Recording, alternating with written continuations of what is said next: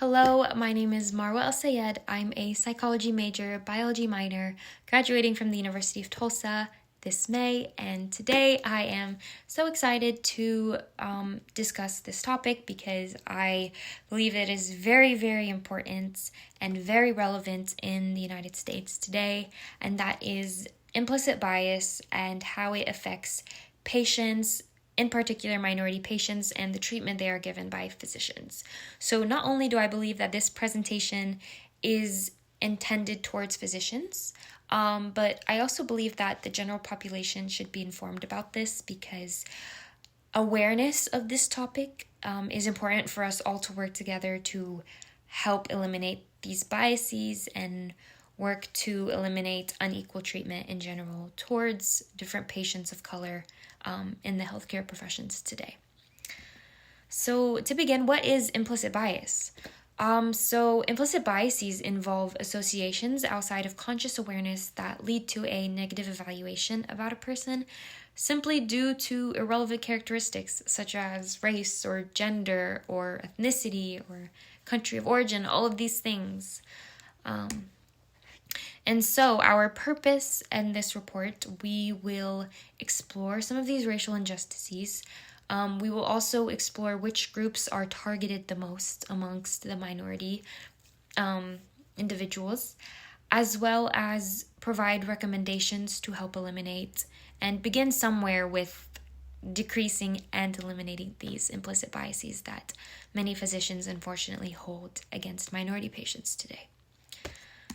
So a major concerning issue to point out is the idea that many physicians today are simply unaware that they have these implicit biases, that they have these prejudice and hold these different beliefs against minority patients. For example, according to a study, some white physicians have come to believe that the black body is different biologically than the white body. Therefore, they can tolerate pain differently, which is a huge issue towards how many of these patients are being treated, and it impacts them and influences them. Therefore, that needs to be addressed and made clear to them that this does exist and that they need to change these ideas so that they could change the way they are providing care for their patients. So the major groups that we will discuss today that are targeted the most are the African American general population, as well as more specifically pregnant African American patients.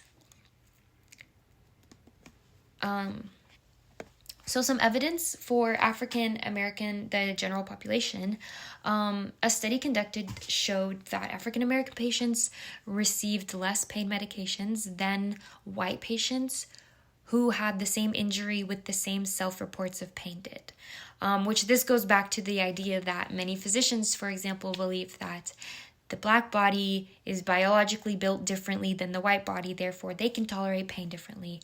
So they don't find the need to give these patients the pain medications that they should be getting and receiving, which is a major, major issue. And another study again found that among 1 million children who were diagnosed with appendicitis, which is an inflammation in the appendices, they found that black children were again less likely to receive prescribed medications or opioids to help treat these pains, which is really, really unfortunate. So in regards to pregnant African American women, some evidence showed that different prenatal care technologies were given to white patients versus black patients, such as ultrasound, as well as another report showing that the prenatal advice given,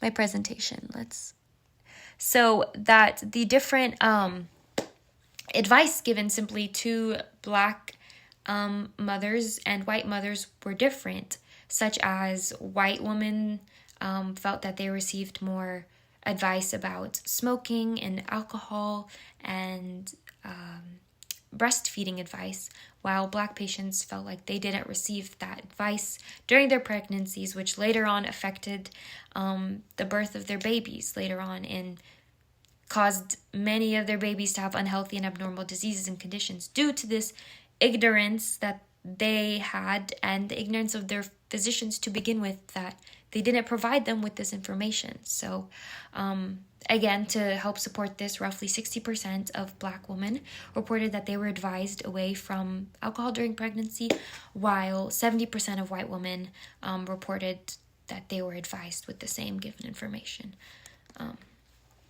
So what are some ways that we can help resolve these issues? Because clearly this is something that must be recognized and must come to an end. So some recommendations we have. One is the idea that many minority patients in the United States today are funded by public health organizations. Therefore, they do not, for example, see the same physician each time they go for a checkup, while other patients who go to private funded organizations will most likely see the same physician and develop those personal interactions with them. So this is insignificant to the minority patients because they kind of just go to a checkup and get that in and out type thing and just get treated for what they have at the moment versus simply cared for and, that interaction, get to know their physician and have a safer, environment. So implanting and publicly funded healthcare organizations to provide these equivalent care and protections to their patients as private health organizations do would be one solution to helping these minority patients feel safer and that they are being given the equal treatment that they deserve.